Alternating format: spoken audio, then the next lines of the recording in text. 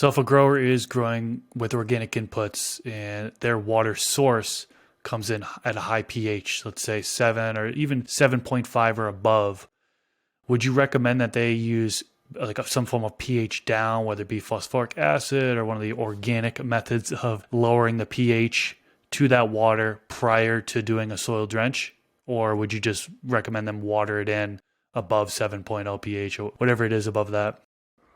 Yeah, so we see this. I've seen water tests that are crazy with heavy metals, with sodium, with high levels of calcium.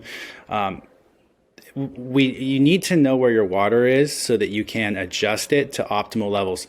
Again, if your soil is, let's just say it's at 6.8 and then you're watering with water that's 7.5 and it's bringing in high levels of sodium, over time you're going to have, and sodium's not a plant essential nutrient. Over time you're going to have some issues with high soluble salts, osmotic shock, and your plant's just not going to grow as well.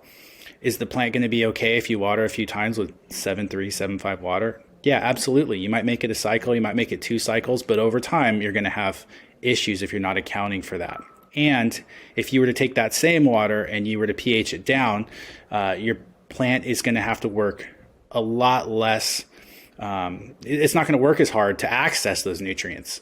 And if it's not having to work as hard to access nutrients, it's putting more energy into creating flowers, creating biomass, all the things that you want a healthy plant to do. So we're just making it easier on the plant in a lot of ways, and reducing the risk of some of these other imbalances.